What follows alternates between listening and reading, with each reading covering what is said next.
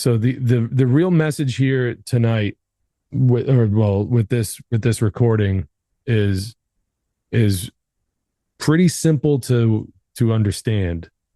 And I just wanted to like start off on like a high note and to just kind of hook people in with like some real solutions right off the bat before we get into the other side, which is the problem. So the real mark of maturity in any person is understanding that their choices are theirs to make and that responsibility over those choices is theirs. They own their actions and they own themselves, and they don't fall back on weird terms like I was just doing my job or I had no choice. You always have a choice no matter what.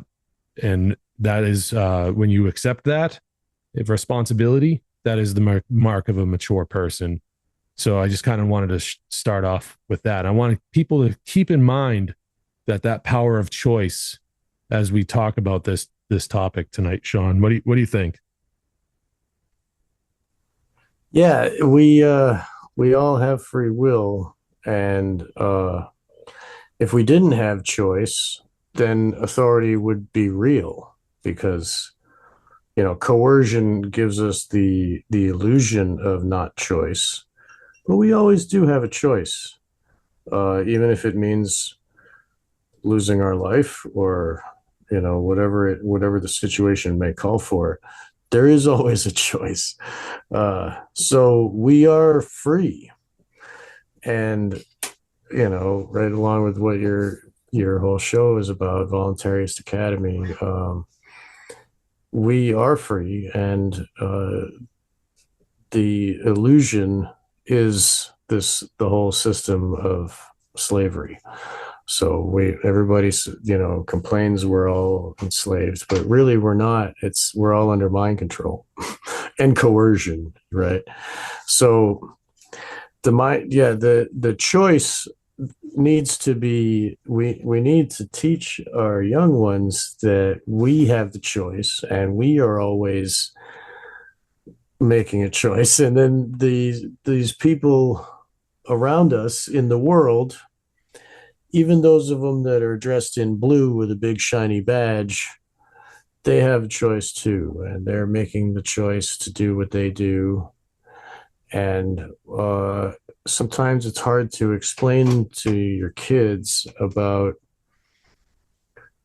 what is the deal with cops. Like, why do they do that? Why do they act that way? Why do they think that they can do that to people?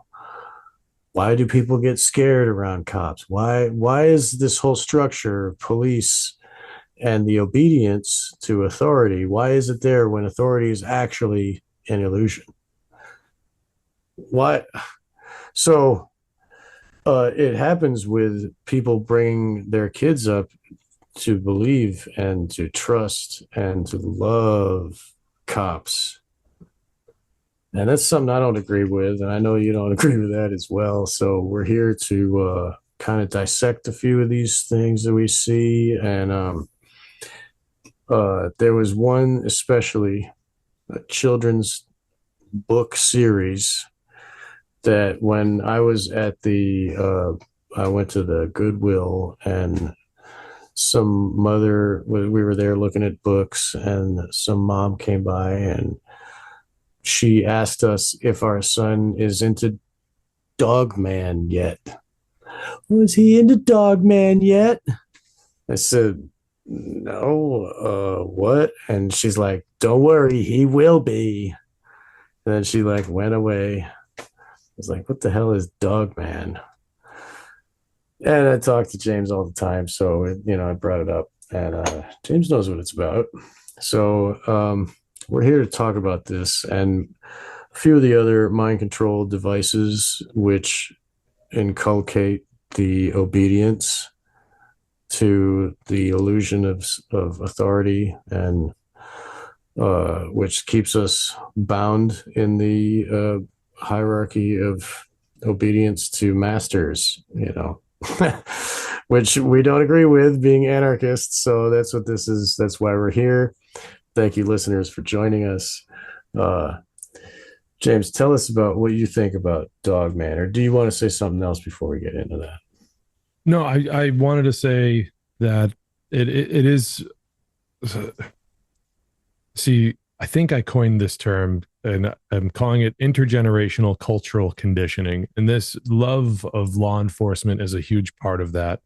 At least the love of law enforcement is done through this method of intergenerational cultural conditioning. And if that sounds like a bunch of gobbledygook to you, well, it is just exactly what it sounds like. Through the course of multiple generations, we've we've been, I would dare say, I mean, we've been subjected to this culture, and it's been conditioned into people to be a part of this culture of obedience to the government and to love those who are enacting or enforcing the government's laws and mandates upon free people.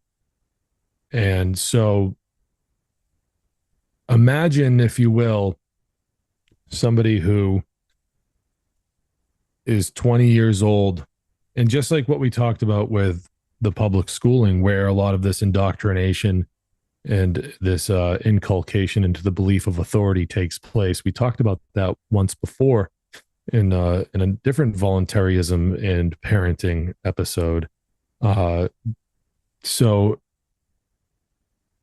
just as it is with public schools, imagine like telling a 20-year-old who had never heard of this concept of law enforcement before, who's lived a whole life up until young adulthood with no concept of authority or law enforcement, and all of a sudden him or her being told that here's this institution that if you don't listen to their demands, if you don't listen to what they have to say, and that they might even kill you, that would be ridiculous.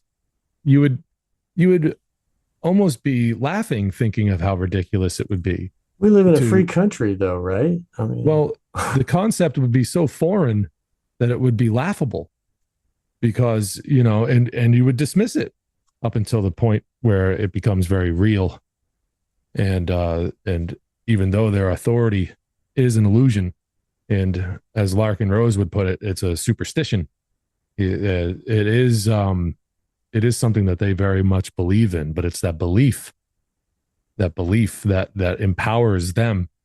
But it's the people believing in it that empowers them. Not only their own belief, but where does that belief come from? It has to start somewhere. So it starts in the minds of children. And we see through culture throughout generations now, and even worse so after televisions were put in homes, where you see some more popular television shows from back in the day portraying police officers and military personnel as heroes and creating this culture of hero worship amongst the law enforcement officers. And even before televisions were put into homes, we had comic books and comic strips where you would see superheroes getting the permission from government authority figures in order to go out and stop crime. And it's time when we've seen this. And what are those things really meant for? Maybe television, not so much. It's more of a broad spectrum, but comic books in particular have always been meant for children. In fact, when Batman first started out back in the 1930s, he was actually more of in the style of in which we saw the 1989 Tim Burton movie.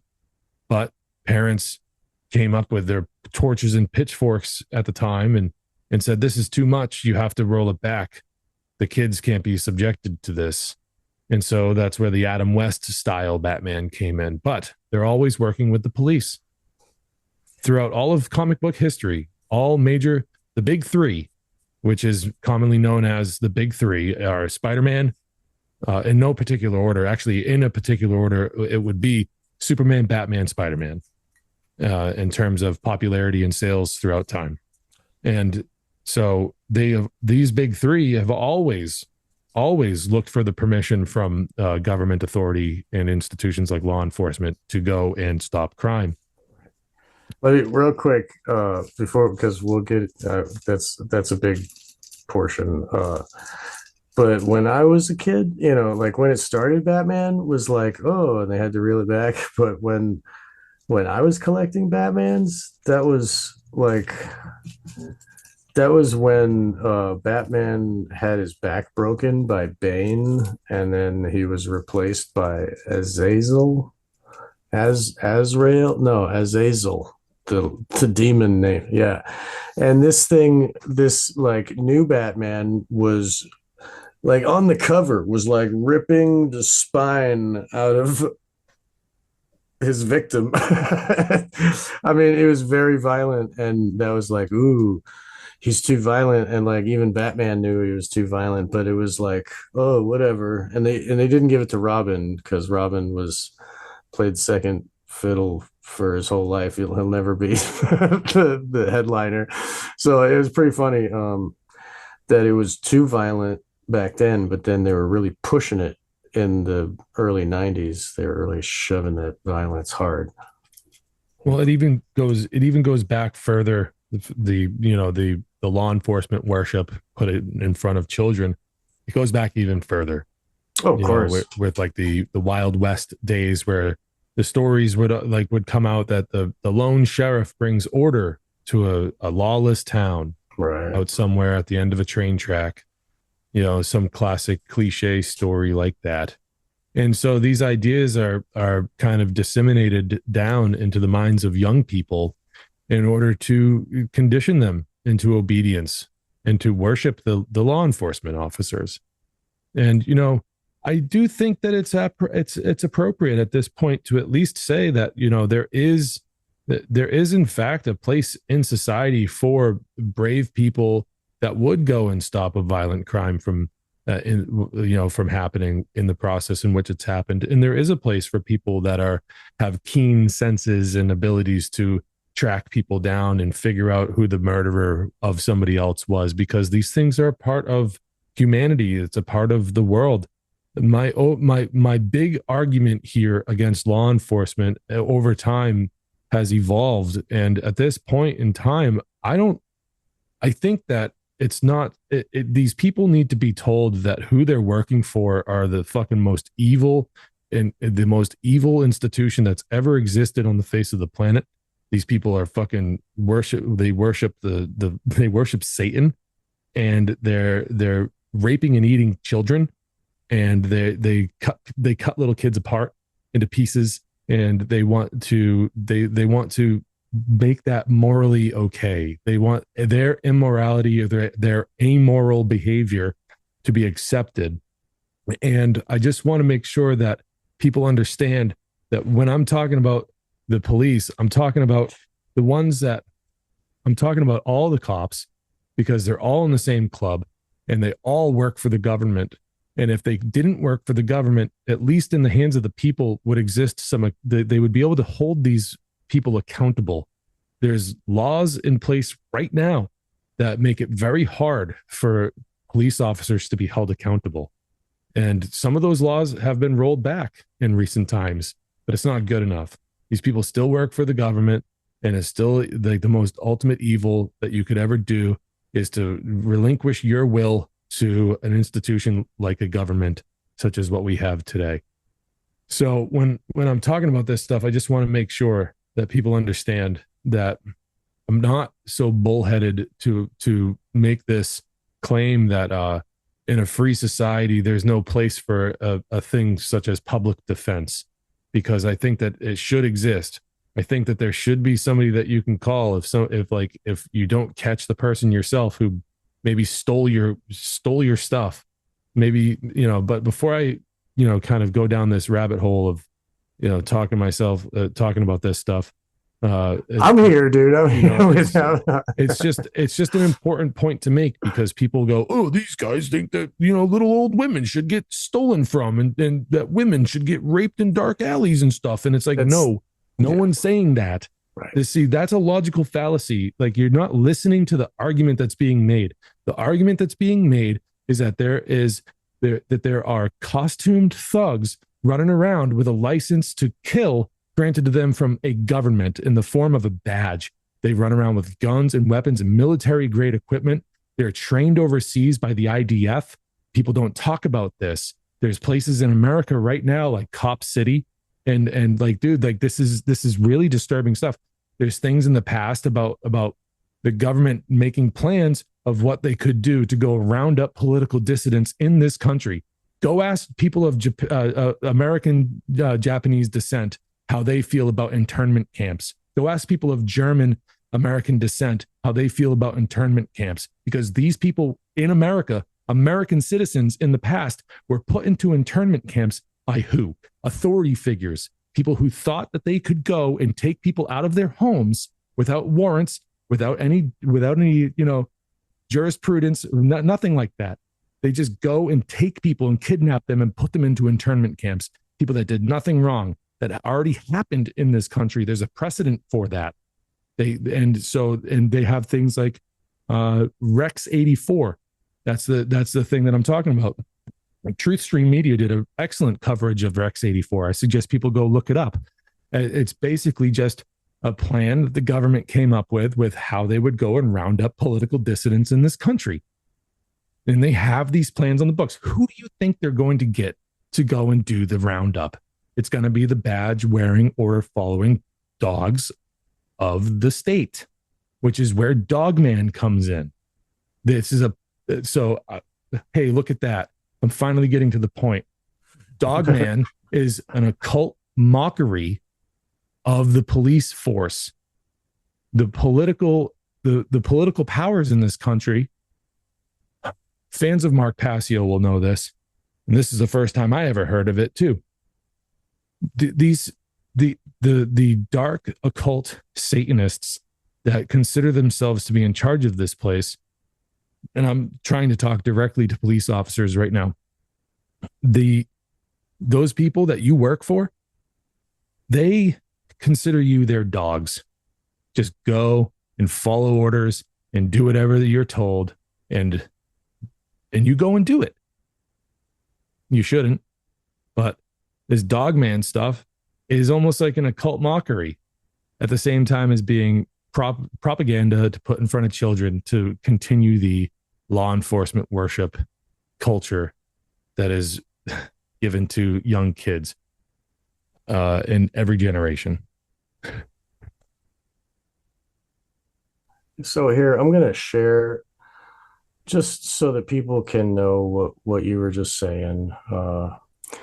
Here's Mark Passio from his presentation, The Cult of Ultimate Evil, Order Followers, and the Destruction of the Sacred Feminine. So this clip here is from, let's see, about 58 minutes into the presentation. Indoctrination, and trauma. Let's take them one at a time. Okay. Cult technique number one, isolation. Probably the single most important. Here, wait. Actually, this is not what I wanted to find, but he talks about dogs also at this. They're dogs, they're pets, they're animals, as we'll get to. All right. So, all right, that's another clip. I'll find it eventually. We can keep going, but he talked about it in his podcast, and he talked about it in which one was it? It was the second occult, describing the occult mockery. Oh, here we go. This one, mockery police. All right. I'm sorry, everybody, but we can find it. All right. This is how you find. Okay. Lips to my ears. They call these people our dogs. That is their name for the military and police. Our dogs. I have also sometimes heard them referred to simply as our pets. This is what they actually think of these people, as human pets. Human pets is how the dark occultists view the military and the police. And that can make you as uncomfortable as it gets, but that is the case. That is the truth. In this presentation, we're going to look at occult symbolism, but it's not going to be as overt as this. Now, this is a U.S. naval base at Coronado Island, San Diego, clearly showing the symbolism of Nazism. And this is the reversed swastika as seen from above. The SS, the symbol of the Schutzstaffel. Okay? We're going to look at... All right. So he gets deep into the symbols, and we don't need to go far into that. But what he just said, he heard from their lips to his ears, they call the cops their dogs. So that's from a former LaVeyan Satanist who was in the grottos with politicians and PTA members and other Satanists that were all working together, and they laughed. There's this one from his podcast.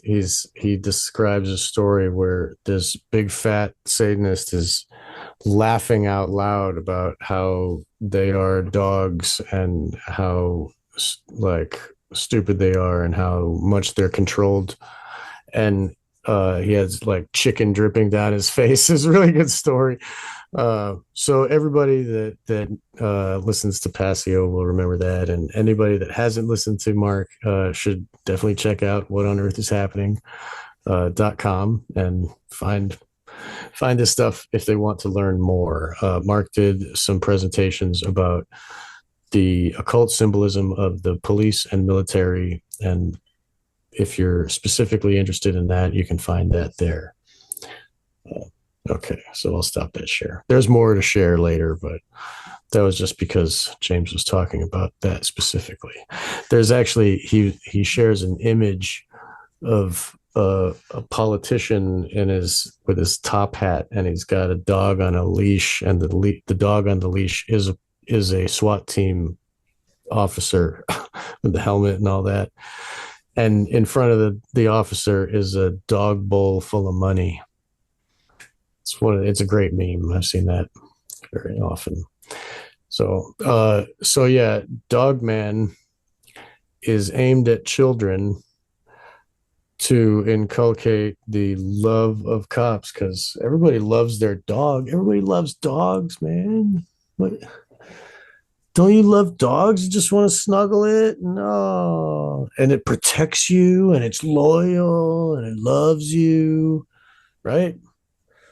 So, therefore, take the RoboCop story and turn it into, instead of turning him into half robot, turn him into half dog. And then, haha, 8-year-olds will love it, right? Did you say RoboCop? Yeah, I said it's a RoboCop, and instead of, robot, it's half dog. Yeah. So basically what happens is, and I haven't seen this, but I looked it up because, the hype, like I have a child who's old enough to have been enticed into going to see that movie at one point in time, but he was we're like, nah, dude, we ain't gonna see that movie. You can go see a different movie. You don't gotta see that one. It was really, really funny. Because he was like, what is this?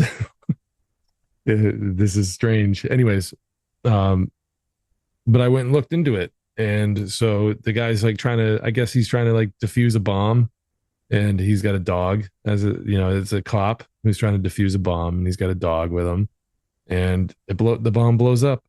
And wouldn't you know it, his head gets blown off, and the dog's body gets blown off. So they just take the head of the dog and crudely sew it onto the body of the man, like Frankenstein. Yeah, the like monster. Frankenstein. And you can see like around the neck where the thread, or where they went and sewed the two together.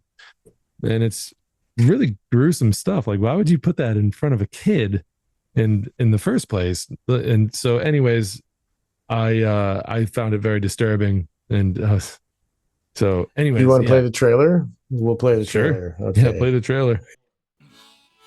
Hey, everybody, I just wanted to take a quick break from this video to tell you about voluntaristacademy.com. When you go over to voluntaristacademy.com, you'll be able to watch the videos. You'll be able to search around the website. You'll be able to sign up to the newsletter to stay in touch with me. And you'll be able to become a sponsor for $3 a month or $5 a month, depending on what you choose. You'll be able to go to the resources page. You'll be able to download and take home with you PDF versions of some very important work, much of which is covered on this channel. And you'll be able to also, at the support page, you'll be able to make one-time donations to support this endeavor to help this project keep going and growing into the future. Different cryptocurrency addresses, PayPal, and Buy Me a Coffee. You can follow us on X at voluntaryist_A. Follow us on Instagram at voluntaryist_academy. Follow me on Facebook at Voluntaryist Academy.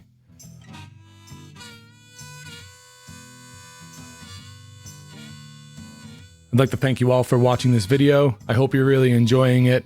Give it a like, subscribe to the channel, do all of those things because it helps out tremendously, and it shows the algorithms that the content is worth watching and that people are watching it, and it's the best way to support this show because it gets that content in front of more people. It gets more eyes on this stuff, and it's very important to me, and I would really greatly appreciate that if you all helped out with that in that fashion.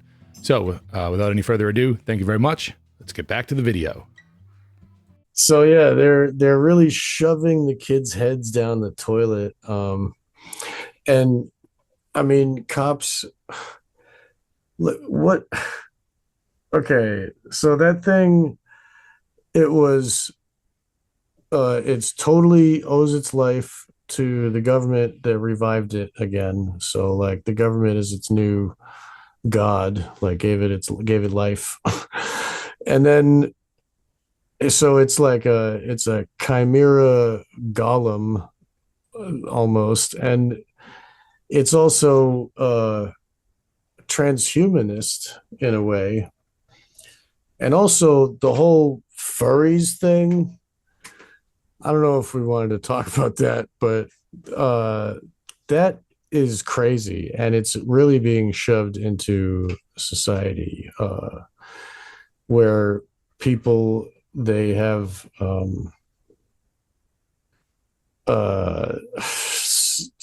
like a fetish towards wearing a dog head. Well, I don't know. I don't know much about that stuff. I'm sure you don't. Because it's not part of my life, and I don't really, and I don't go looking for it. oh, But why? I will say, like, that it is odd behavior, and but those people, if they're really doing it like with their own informed consent, they're not hurting anybody. And Yeah, like, I guess that's true. But if they're putting it in front of kids and engineering that consent, well, that's always immoral. I think that's what's going on. I mean, it's not like sexual or anything, but still, it's just like, Well, it's fun to have the head of a dog, and look, the cartoon makes it normal and whatever. Oh, it's just, oh, maybe I can grow up to be like that. Maybe just like the transgender people, like, oh, I can grow up to be different. Like, oh, I can grow up to have a different head. I can grow up to be a dolphin and like require a 600-gallon tank for a restroom, and be a lawyer and bring. Well, look, it's not to say that that this stuff isn't prevalent in society today. What I will say is that through pop culture, and for a very long time, there has been depictions of like humanoid animals and people turning into animals and stuff like that. So like I don't know. It's not that it's so new to today that like Yeah, I that the guess. association between like a dog man could be made to I remember Thundercats. Yeah. like the correlation doesn't seem very strong is what Yeah, I'm saying. yeah, I guess you're right. Anyway, so yeah, so okay, kids, if they want, they can grow up to be a cop, I guess, instead of a dog man. Like, Well, yeah. but they can be like, oh, everybody loves dog. I want everybody to love me, like everybody loves Fido, um, and then there's also, I'm just kind of throwing a lot of it out right now, but there's Yeah. also the idea of fur babies, and some families don't have human children. They have Well, that's just four-legged babies. that's anti-human propaganda Yeah, to like that they've fallen for, right? sure. Yeah, You don't need to be a breeder. You right, can go and adopt a dog, right. and But we but all love then our little furry companions, like but you then the said. neighbor kids who are watching Dogman on TV will go and they'll see, like, what's her name pushing like the old lady down the street Yeah, pushing the baby stroller with like a fluff dog in it. And yeah. so, like, and then that'll go all into their head also, and they're like, okay, Well, you know. so not if they're. I would say if their parents are doing a good job, then Yeah, that's like true. Yeah, then it wouldn't really amount to much in their that's minds. true. Yeah, And you're I would right. also say that the person doing it's odd behavior, pushing your dog around in a little carriage, a little stroller like that. It's odd behavior, and I don't know your intention behind it or what you're doing to that dog behind closed doors. And bestiality is a really fucked up thing. There's a But lot I'm of just that. and Yeah, I'm just gonna say that like there's really nothing inherently wrong with what they're doing, right. and As long as they're not sexually abusing their dog. and so like what business is it of mine? That's right. However, Yeah. I do I do think that it's pretty important to to uh to at least pay attention to the anti-human propaganda that is being force fed to people. And so, but everyone lives their life, and some people, they physically cannot have children, and so they kind of fill that hole with the next best thing, which isn't adopting, say, like, I don't know, a Palestinian child whose parents were blown up by the Israeli forces, or If America. Palestinian children were allowed to come over here, I mean, Well, because maybe they're they can instant terrorists just maybe, because, yeah. maybe they can settle for an Iranian All child right, whose parents were yeah. blown up. Right. We'll see how the agenda rolls.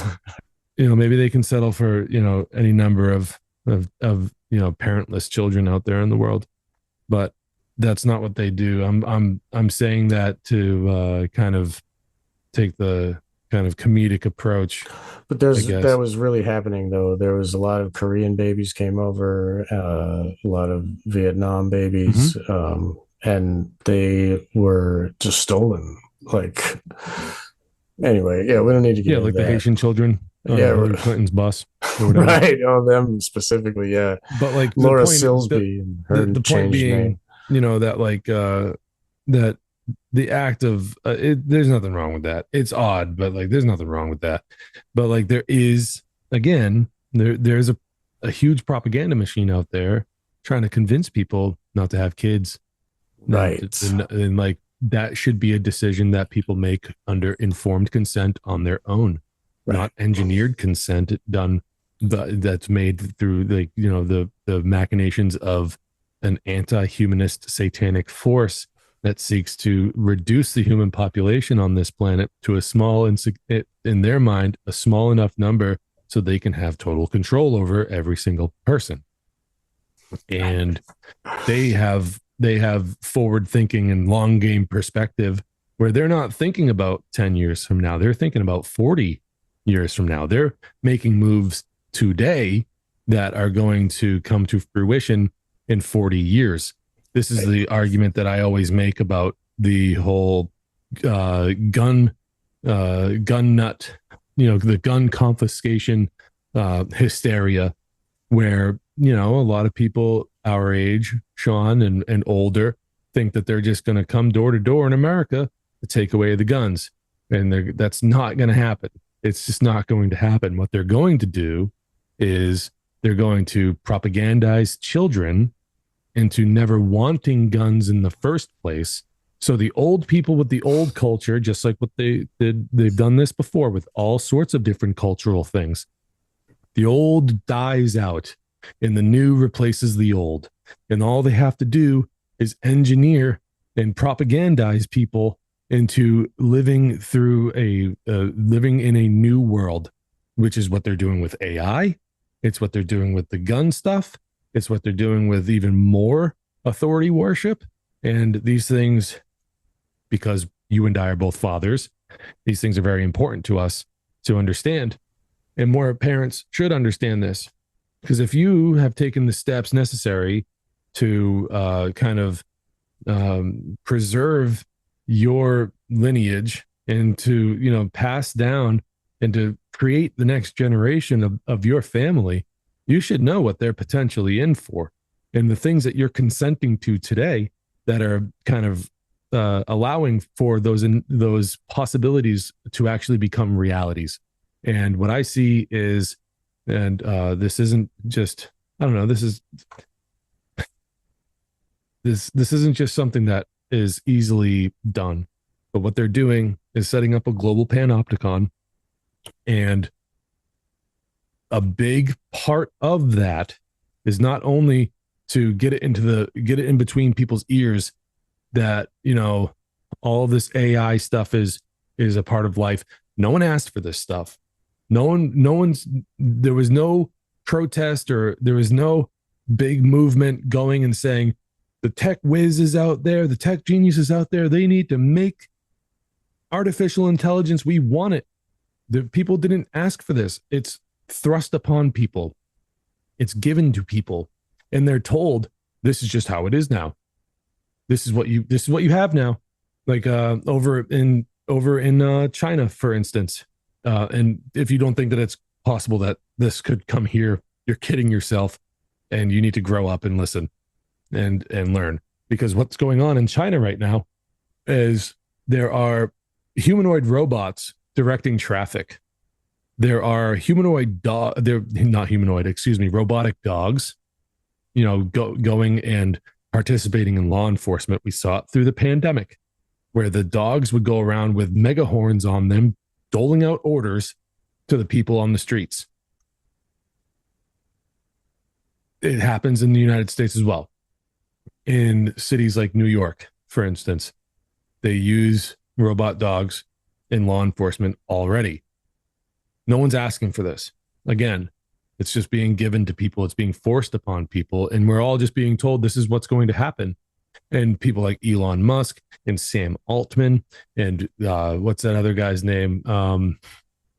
His kid just bought Paramount. Ellison, the guy from Oracle. All these tech guys, they're all just saying, well, this is just how it's going to be in the future. Why? Who wants this? They want it. That's the point. They want it. They want to give it to people and make people just adhere to this new culture of technocratic control.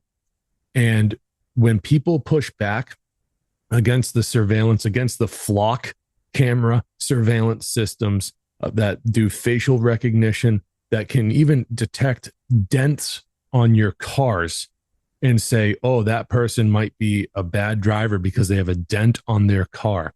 And that happens in America right now. Flock cameras are everywhere, and they're surveilling us. And this is what is going to replace humans in law enforcement, because even though they've done a number on these law enforcement people, I still think that there's a limit to even them, where it would break them. It would their adherence to even being a law enforcement officer would break, and they would refuse to follow orders. I know that's crazy of an anarchist to say, but I believe in my heart that they are human beings, right, and that they have a limit, and even them. And you know what? we can even look back during the pandemic where, again, we saw the ramp up of authoritarian, the authoritarian order in America went through the roof. But there were stories out there about sheriffs who were like, we're not gonna mandate anything. We're not going to enforce these mandates. We're not doing anything that they're telling us. It's unconstitutional, even though the Constitution only has power because of the same belief in government that grants the law enforcement its power. It still was a moment in history where you see, like, okay, they're not getting on board with this totalitarian kind of control structure that's going on through this psyop, through this just fucking horseshit pandemic. So this is what's coming down the pike, and they're preparing for that day, and they're doing a really good job at preparing for that day. What it's up to us is to know that this is not an inevitability, that there is time to change this. This is why I started off tonight by saying, like, we all have a choice. We all make choices, and it's the mark of a mature person to take responsibility over those choices. And law enforcement especially, because their choice is to go and work for the government, and with the arbitrary mandates that the government passes down in order for them to enforce, and they could point a gun at you if you say no to them enough. Well, they can point a cop with a gun at you. No, I mean, the cops can point a gun at you. The cops can. I thought you meant if you say no to the cops enough, they'll point a gun at you. They'll tase you. They'll put you in handcuffs. They'll kidnap you. They'll take your kids away from you. If you are, this is how sick these people are. Even though I'm like going from saying that I think deep down inside there's a shred of humanity left, that like that some bad shit could actually reach to snap them out of their immoral ways. They're still, like, on the surface, they're just doing their jobs, which is a bullshit excuse. If their job was to enforce something that is a clear violation of human rights, these people would still do it because they have to tuck in their kids at night, because they have to feed their families, because they have to make their money and their paycheck. It's never about what they're supposed to be doing is public service anyways. Where's the part about the public? It seems very selfish when you hear them talk about themselves so much. And if you're just driving down the street with a taillight out, you're not hurting anybody, are you? You're not doing a goddamn thing that makes anybody's life any more inconvenient. And it could be in the middle of the day. And guess what? If they put their blue lights on and you don't stop, they're going to run you down. Right. To the point where they would kill you over a taillight because you said no to their supposed authority. These scumbags need to be spoken to. They don't need to be respected. You don't need to thank them for their service. You need to tell them, fuck you for your fucking obedience to the government. You're supposed to be working for us. You're supposed to be the people that are making sure that the government doesn't overreach its power, and to make sure that the government doesn't come and take our rights away. That's what the brave men and women that are supposed to stand up and protect the innocent, like these fucking nitwits say they do, that's what they're supposed to be doing, and they don't. They do the exact opposite. They're amongst them. Go ahead. Sorry. It's funny because a dog will stand up and fight for you because it loves you. A cop isn't going to do that. But if it's cop with a dog's head, maybe, I don't know. The psyop goes deep. But so you were saying about how they were aiming for that technocracy with what they're doing now. They're aiming. So when you were a kid, they had this on TV, this Captain Planet from. He's our hero. He'll take pollution, bring it down to zero. Yeah, we'll hear the theme. Here we go. Wind, water, heart, go planet! By your powers. So notice the magic. Yeah, it's alchemy. Right. And the five elements, you know what I mean? Like, okay, Combined, I am Captain Planet. Captain Planet. Right, the last one's heart, right? The four of the earth. And yeah. And so, and earth is one of the elements too. Well, it makes a pentagram. Right, exactly. But what I'm saying is that earth, he's the Captain Planet, right? Yeah. Earth, right? So, okay, here we go. He's our hero, gonna take pollution down to zero. He's our powers magnified, and he's fighting on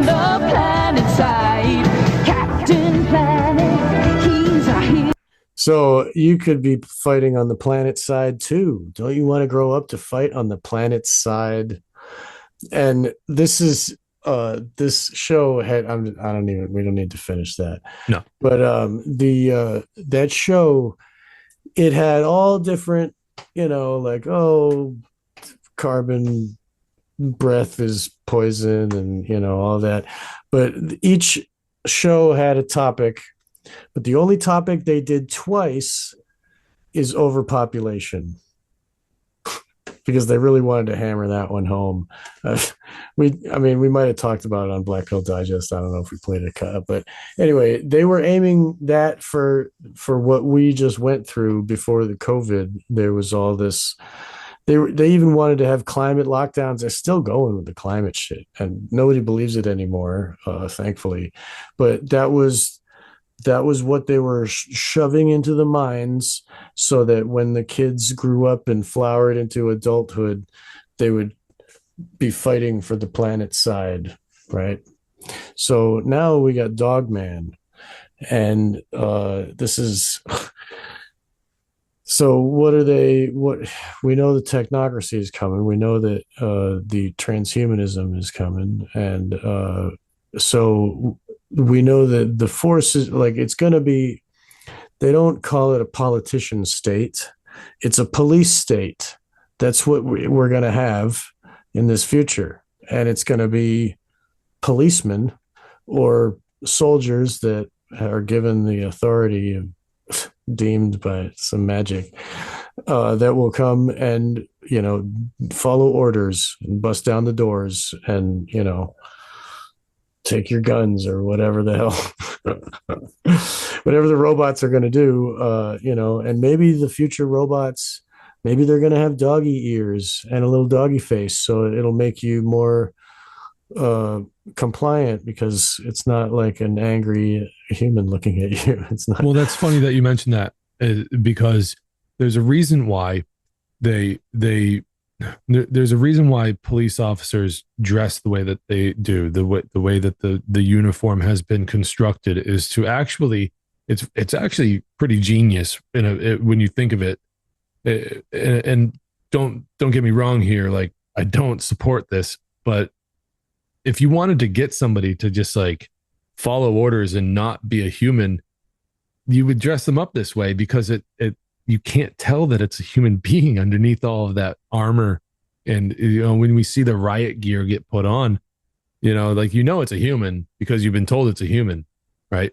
But it's actually my point is that the uniform is cleverly constructed to put a barrier between their humanity and the humanity of the people that they're going to oppress, or they're going to shut down a demonstration or a rally or a protest. And I don't always support protests and everything like that. I don't. I think that I think different things about different protests and everything, but that's not tonight's conversation. But it's interesting that you would say that they would put a human face on a robot, but the situation that we have nowadays in this heightened, stressful situation where they have to really go and put the boot down on people, they put a robot face on a human. And so it's really eerie that they would have to do the opposite in the future. If that's even true, I might disagree with you on that, but it's an interesting theory that would be like, oh, you can connect with them. But we've seen that in movies before, and we know that movies have a clever way of having predictive programming and revelation of the method. And, they kind of tell you their little plans, and they go, and some of the ideas that they come out with and that are a part of reality were first baked up in a movie, and they go, wouldn't it be cool if we could do that in real life?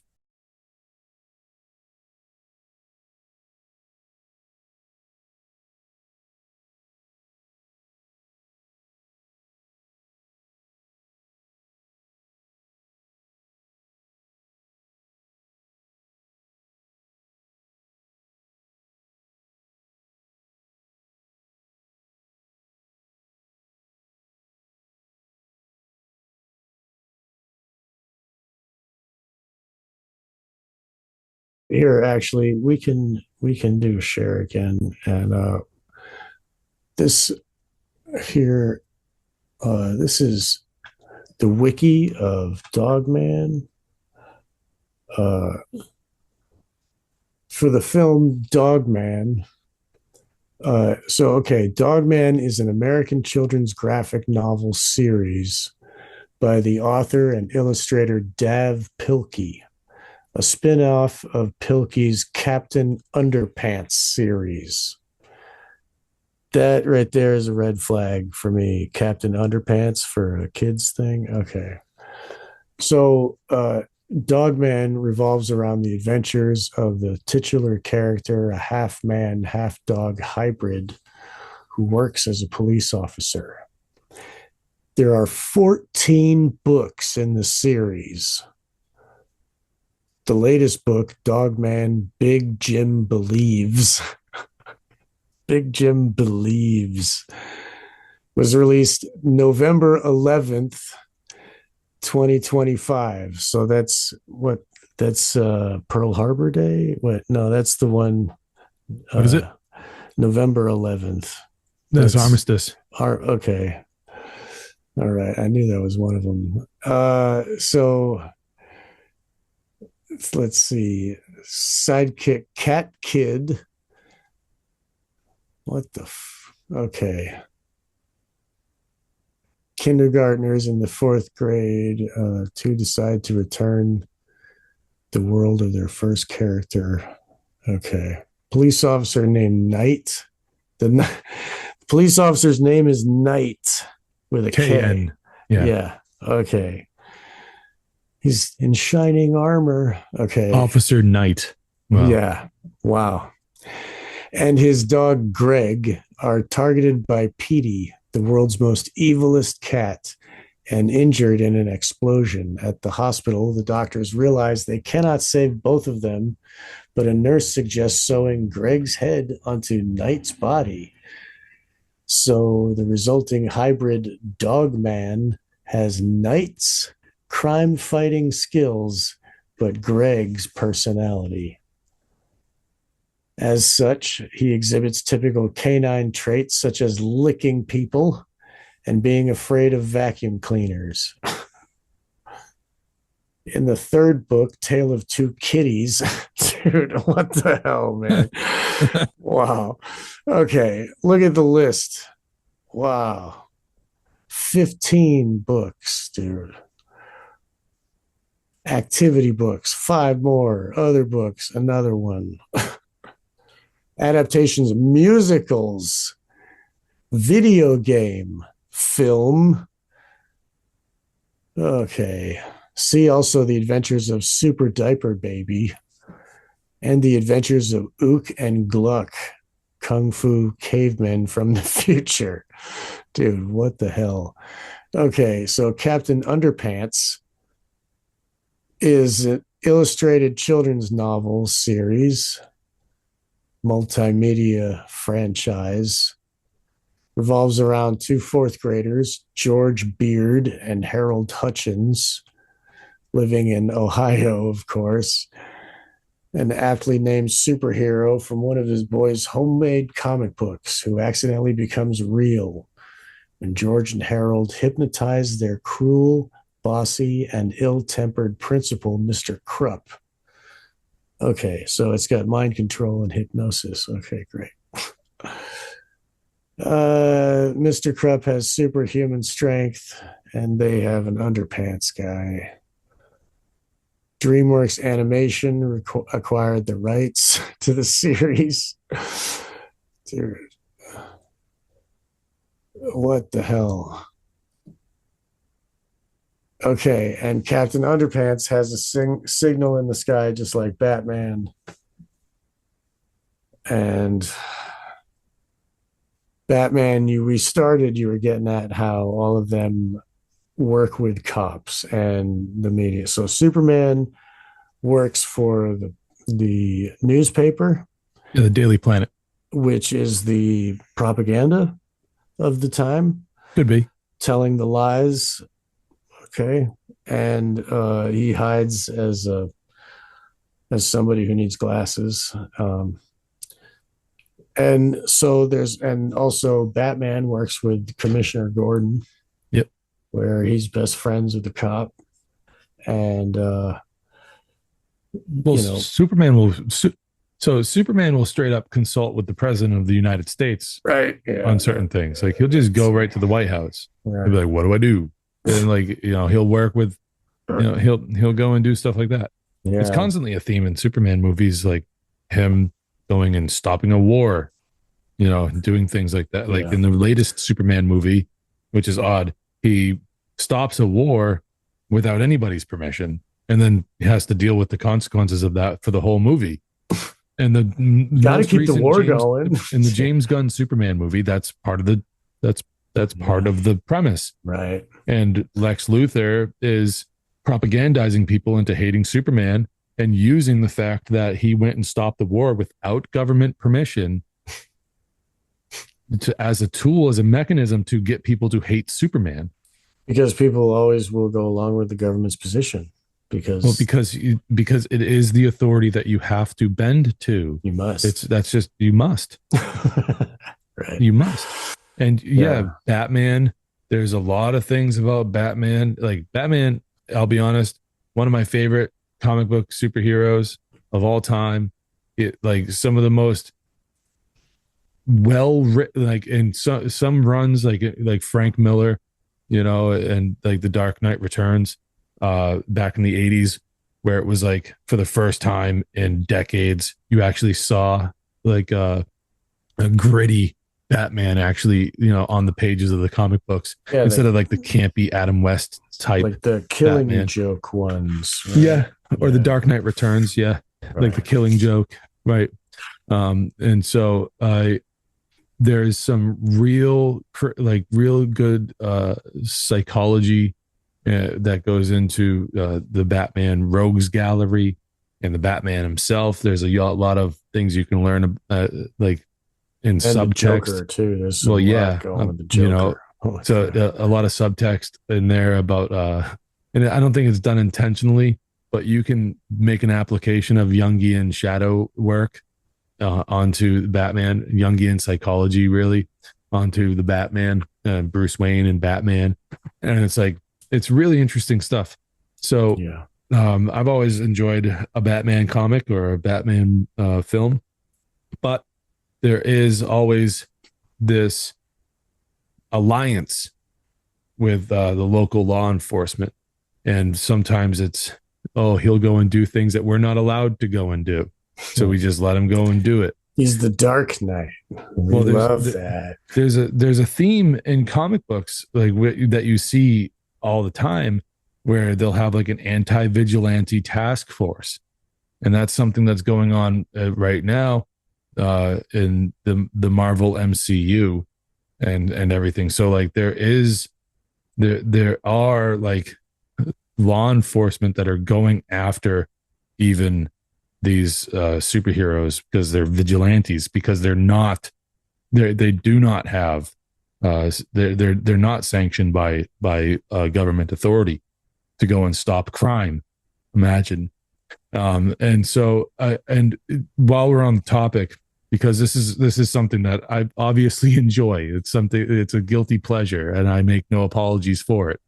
But like we do see some critical thought being put out there to the public in the words of, wouldn't you know it, Steve Rogers, Captain America, played by Chris Evans, in a Captain America movie called Civil War, where they have to sign like basically like in the comics it's called the Superhuman Registration Act, and in the movie it's like something else. I forget what it is in the movie, but I don't forget that his argument, because Captain America will not sign on to the government's plan so the government can have control over where the superheroes can go. He's like, no, I don't want to sign this, because what if they tell us that we're not allowed to go someplace where we should be? Or worse, what if they tell us to go someplace where we know we shouldn't go? And that is a very good question. That's a very, very good, good question. And, not enough. And wouldn't you know, again, Captain America is the one saying this. Ooh, woohoo. So, anyways, yeah, there's a lot of good and a lot of bad when it comes to comic books. But again, I mean, they're always allied with the police for the most part. Right. Right. So yeah, the kids, they grow up with the comics, and now those comic dads like yourself have kids, and the ones that don't wake up to being, I'm sorry, I don't know if you hear the motorcycle outside. I got the windows open. It's all good. Okay. So you had the comics, and you had you didn't have the Adam West Batman, but you had the Tim Burton Batman, and you had the comic books, and now you've grown up. And if, let's say, you didn't actually grow up and you never became an anarchist, but you're just older now, right? So what if that, and then you have kids, so then this dog man comes around and like, oh yeah, yeah, why not? It's harmless, it's good. Sure, right? Because like I mean, it's kind of, Disney did the same thing where they indoctrinate the parents, and then the next generation, they keep going, and like it's a tradition, you must show it, like make them watch it, like. So but this, if we've already been inculcated into the belief in authority, then this cute little dog man oh, it's got to be fine, right? What do you think is in the 16 books? Like every Right. page could be indoctrination to something crazy.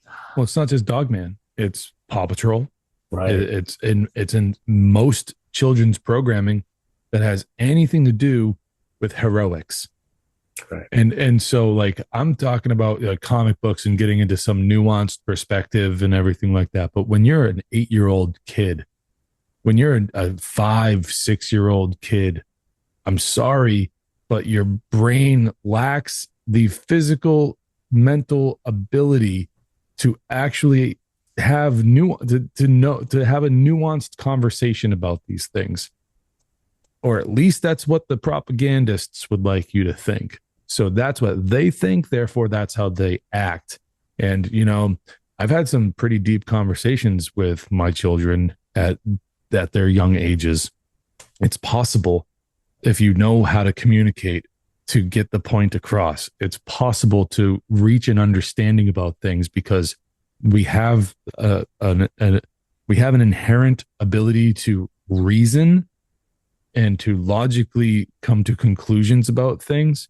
And I think that those muscles we're born with, but they have to be worked out. And at a young age, that's when it starts. But when you're stuck in front of a television, and any children's programming that has to do with heroics, there's always law enforcement involved. Every single one of them. Paw Patrol, Dogman, even PJ Masks, like all of them. There's always some authority, some mayor, some law enforcement, or the hero in the story is a cop, like the cop dog from Paw Patrol. Right. And that's been around for, I don't really even know, but I'm assuming for a very long time. I just watched Zootopia with my kid, and they go and they do all these adventures, and they fight the evil and all that stuff, and at the end, the cops just show up and just clean up everything. They're just like after the hero does everything, the cops are there. Boom. And well, Zootopia is an interesting one, because it's about a bunny rabbit who wants to be a police officer, right? But there had never been a bunny police officer before. And when she finally gets to the police and she's become a cop, she's like, a parking, like she's like a meter maid. But when you notice something interesting is I think aside from, well, actually every single police officer in that movie is either a predator or Yeah. or an extremely territorial animal or Right. both. Right. And so there's kind of a layered message there where it's like these are the strong ones. They're the predators. Right. In fact, that's a big part of the movie in the first place. You've Is got that to there's trust a the drug. predators. How do you trust these predators? Well, Because no, all the prey are like, I don't want them to rule over well, me. they're being drugged into going what they say is feral. Right. Yeah, So instead of being, they go back to their feral state, their more instinctual nature, instead of this humanoid nature that whatever evolutionary process they want you to believe in has taken place, has taken place. And then the second one is all about climate change. right. Yeah. And the second one's all about climate change, and it's all about indigenous people getting pushed out of their homelands. Right. And and on top of that, it's a hero cop saving the day. That's a hero cop. Right. But I will point out that the hero cop saving the day in the second movie, and this is true because I've seen both movies, that because look, if I want to talk about this stuff, I got to watch it, and they're popular movies. And when you got a 5-year-old or a 6-year-old tugging at you and going, I want to watch the bunny movie. And like, there's only so much you can take before you're like, all right, let's watch the bunny movie. As long as you watch it together and don't walk away. Well, the point, and also the point is that, it's a teaching lesson where it's like, this isn't how cops act in real life. Right. And like, this is fantasy. It's just a movie. You ever seen a real cop who's a leopard? No. So don't think this is how, like, you got to have these conversations with your children to break down that kind of fantasy that the message is trying to portray these animal law enforcement officers as a certain way, and that's just not how it is in real life, other than the whole predatory association with predators there. They're sharks. Yeah. But I will say, in the second movie in particular, the hero cop ignores orders, right, and goes against the orders of the chief and does the right thing because it's the right thing to do, and exposes this whole thing of a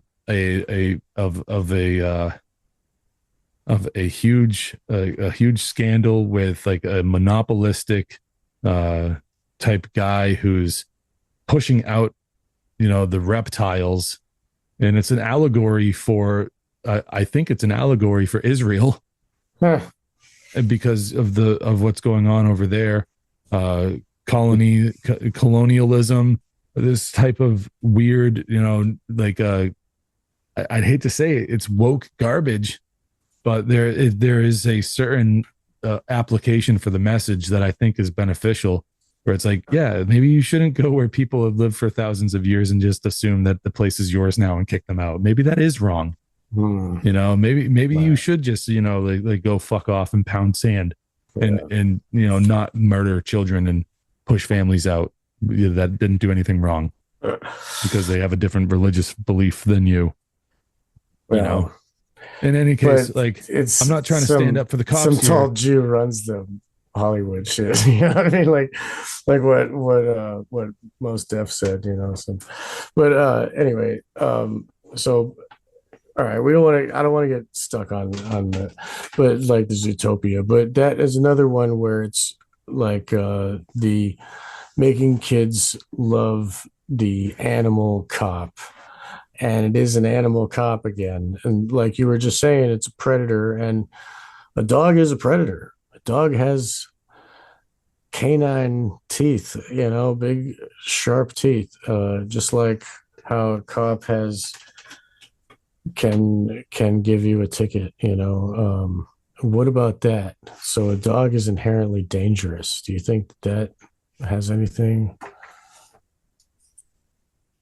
Well, I don't think that dogs are inherently dangerous. Well, they have the I think that anatomy they're to kill if they want. They must eat meat to survive. They have to yeah. kill. But go ahead. So go ahead. Well, I think that, I don't know.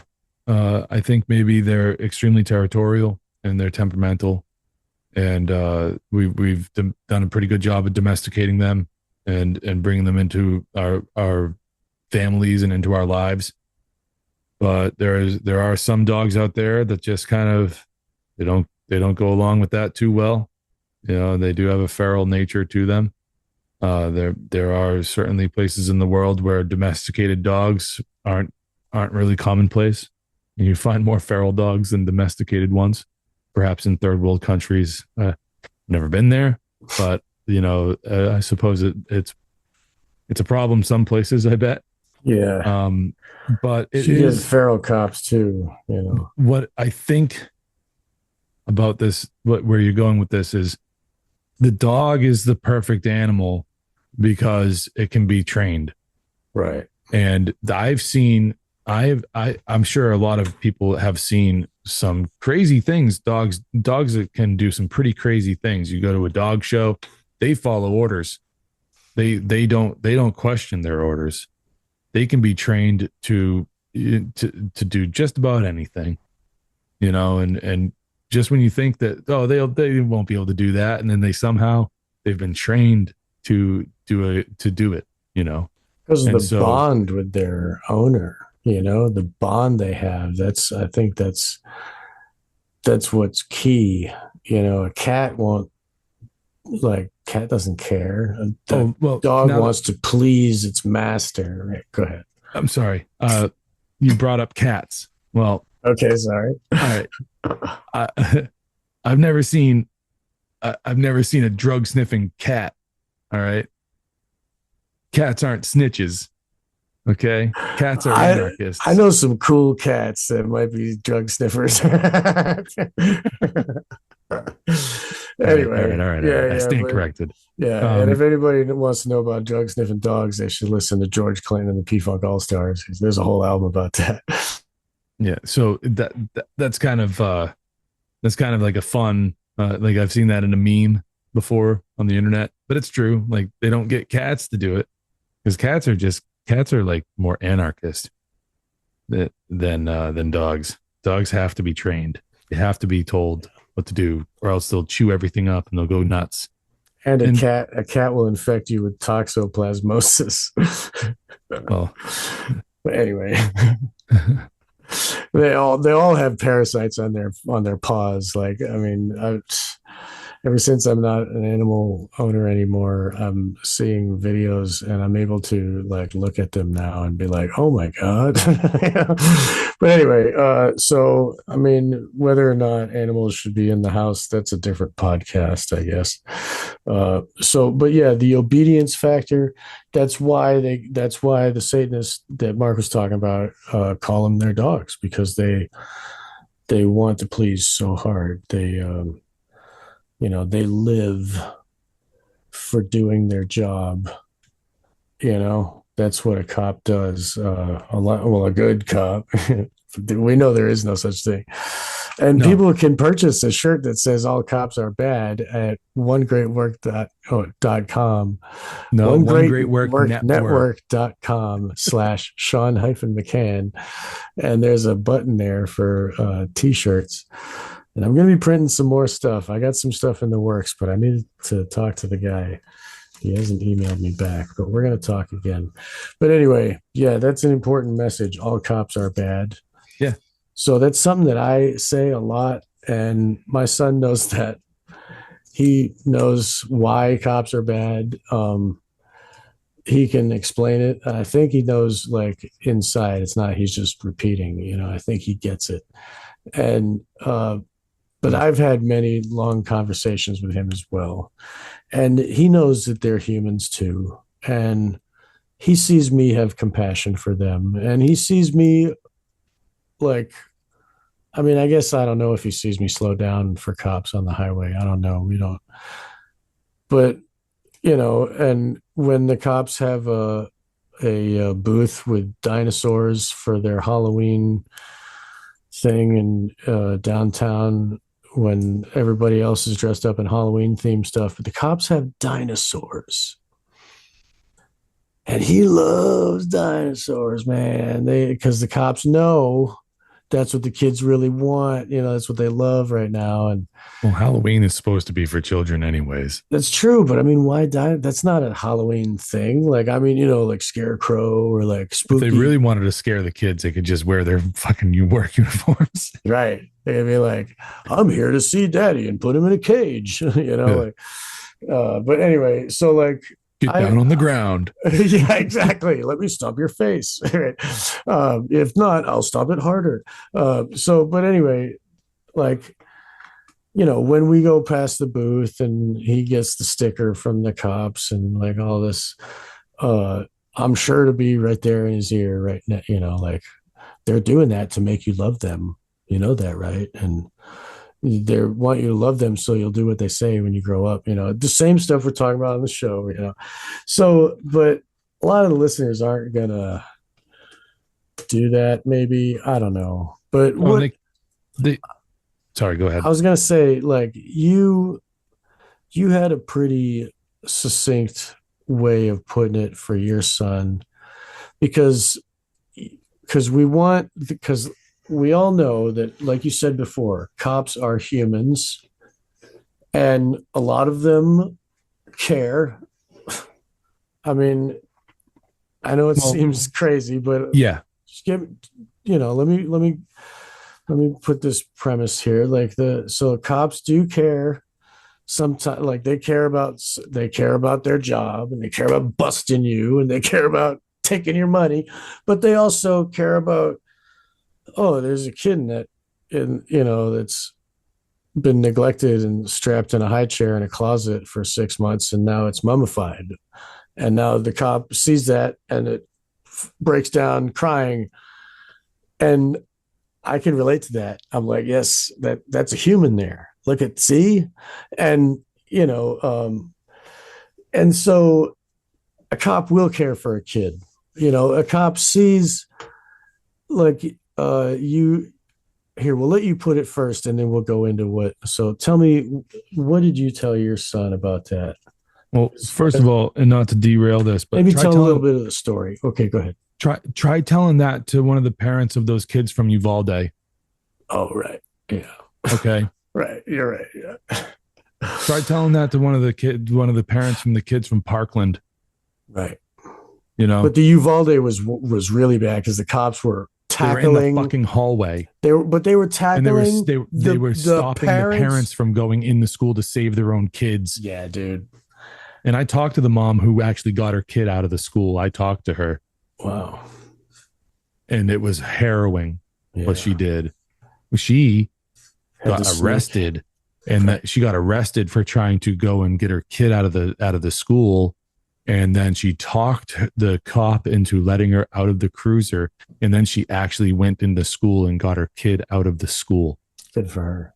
Right. And potentially saved her children. So that's what it takes, dude. You gotta, like, when Lahaina was burning, the cops were telling people, don't go down this road. And there was all this blocked up cars and they couldn't get through because no one would. And then some people just walked past. They just walked away and they survived. But the people that obeyed the orders got incinerated. It was a Holocaust. But that's beside the point. So like, it's not really, but it's still kind of, sidereal to what we're talking about right here. So you had an incident where your son, he hears you talk like all cops are bad. He knows that's what daddy thinks. And then he expresses something. Talk about it. How about you say it? Okay, so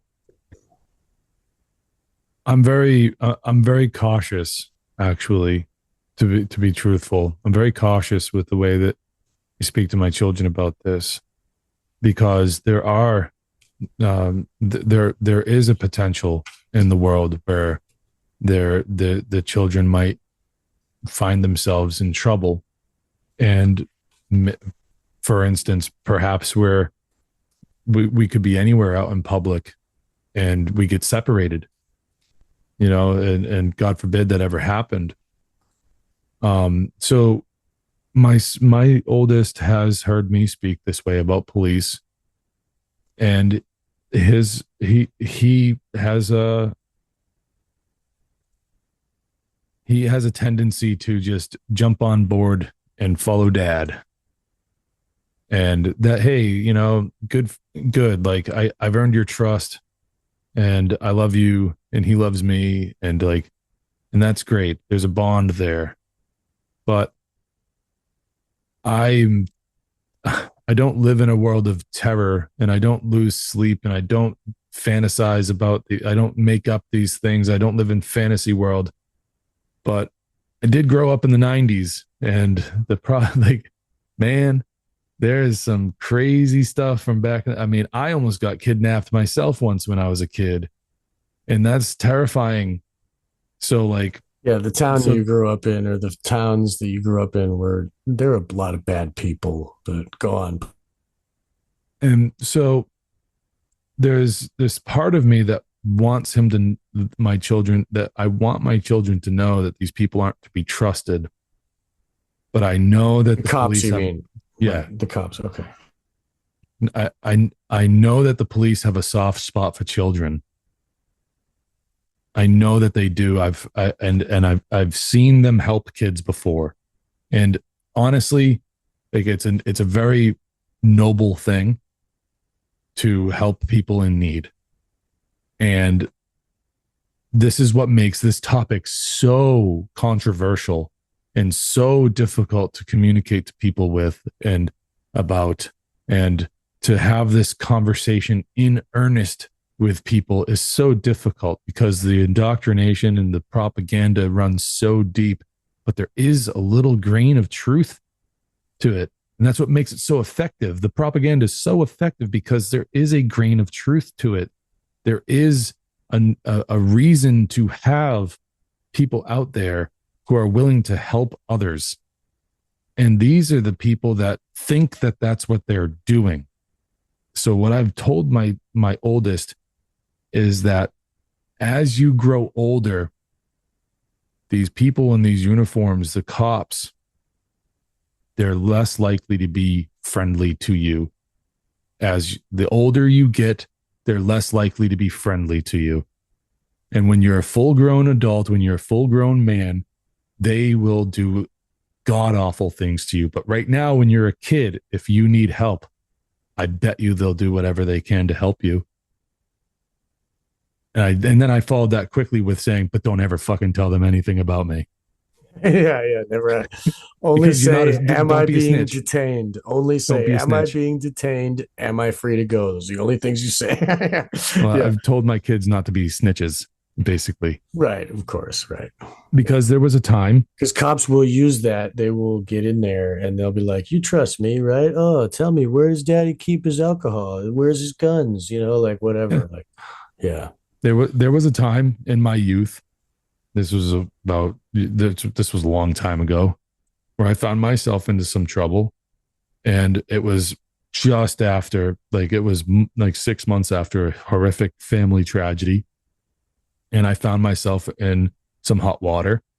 And I wasn't going to say anything to the police, but they found out. They were pressing charges. They were going to come and get me and all this stuff. And some other kid had already snitched us out. And I regret to inform everybody that I went to the police station and sat down with them. And when they were like, so what did you do? And I was like, I don't know. You tell me. You seem to already know. And we had this back and forth. And I took responsibility for the things that I did. So it's not like I snitched on anybody or anything like that. But I did go and I was like, okay, yes, I did do the things that you think I did. So I kind of turned myself in a way. And they told me that through this process, that I would be fine, that because I was doing what I was doing, that everything would be okay. And it wasn't. I served a prison sentence or a jail sentence because of it. It wasn't okay. It didn't turn out okay. So like I know from real life experience, that the town you grow up in, the cops that went to they're adults, they're cops now, but when they were kids, they were in elementary school with your mom, and they grew up with your mom, and your mom goes, go talk to this guy because he's my friend from when we were 10 years old, and now I'm 40 something and I've known him all my life, and you can go talk to him and everything's going to be okay. And it's not okay. They will say whatever they can to get you to talk in order for them to be able to bring a story to a judge, and it's out of their hands. They don't have any influence over the courts. Right. They have almost zero influence over the courts. So anyways, I hear you. But snitch. that is in fact, that is very important. And the kids should learn that too. But the important thing that I wanted to focus mainly on was the idea that to tell the kids that cops see children as not a threat, Yeah. not a victim. Well, I mean, not like a potential victim of our, what we want to, because a cop will see an adult as a potential, that's where I get money. That's where I fulfill my quotas of like locking people up or getting tickets out or whatever. But a child is in their mind innocent, even because the cops are indoctrinated with, they're given their programming, and their programming does not go so far as what they get. I mean, even though even though they're trained by the IDF, they're not shooting pregnant mothers in the stomach. You know what I mean? Like they don't think like that yet, at least. We'll tell that to Randy Weaver. Oh yeah, right. Yeah. Okay. So yeah, Ruby Ridge was real, and everybody should know that that's what cops really do. Ruby Ridge is something you probably want to wait till your kids are about 12 or 13 before you start telling them that story. But anyway, so that's a very important insight, and I'm glad that you brought that up. And it's kind of one of the reasons why we wanted to have this show, was to talk about how do we talk to our kids about cops, and how do we, combat this propaganda that's going, and it's been going since Mayberry, Andy Griffith, and yeah, it's been, it's consistently that's what if you look at Edward Bernays and what propaganda is and what the television is, and it only makes sense that they've been doing that the whole time, for compliance to, TV is the opiate of the masses, right? Or whatever. That was a song from the Friggin' Idiots, a band from Newport. I don't know. They were a little bit before your time, but anyway, they're good people. But yeah, so like the television is the ultimate opiate of the masses. It's not like religion. It's the television is the new religion, and so we have to, when our kids are going to public school or wherever they may be getting their indoctrination, they come home with these ideas, and we have to sit down and talk about it. And I think that's a really good first, because that it's soft. a kid can understand that, right? Yeah, it's right. not scary, right? And a kid, you don't like you. God forbid, like, I mean, you do something that like frightens your child. You like at that young of an age, like we're talking like 6 or 7 years old. You as a parent are responsible for teaching your children how to trust, and how to trust people, and how to have trust in the world. Right. And you'd be doing them a disservice by kind of putting them into this mindset of fear. Right. And that, and I mean, God forbid, like something happened and the only adult around who's going put their hand out and going, I'm going to help you, is a police officer. I mean, goddamn. And the kid's like, no, like that would be it. That, oh man, I don't even want to think about it, because like, you know, you go to like a theme park, for instance, and like, man, there's so many stories out there like that I could just make, like, come up with in my head and use my imagination to conjure up like a situation and a scenario. But the last thing you want is your kid to be afraid of the world. Right. And that's for when they're a teenager and you can really start laying the heavy stuff on them. Right. That's when you let them watch Pulp Fiction and they see Zed's dead and they're okay, that's what cops are like. But there's a way, there is a way, there's always a way to communicate the truth. Right. Right. And you don't lie to your kid either. And I think that in my family, for the way that I'm choosing to raise my kids, I want them to understand natural law. And I want them to understand morality. And I want them to understand that the world is not as peaceful and as safe as some of the, you know, some of the things that maybe they hear about, or you know, we do enjoy some entertainment, and so it is propaganda, but we combat that propaganda by cutting through it with the truth and saying what's real and what's fake and what the messaging is trying to get you to think, right, and how it's might mess with your head. And I think that in terms of being gentle with children, maybe I'm onto something with the whole, like, you know, they become less and less your friend as you grow older, because there's more and more violence that they're allowed to do to you with less outrage from the public. You know, we hear stories about no-knock warrants going wrong and the police throw a flashbang through the fucking window into a child's crib while the child's asleep in the crib, and the flashbang goes off in the crib with the kid in it. You know, these people are not good people.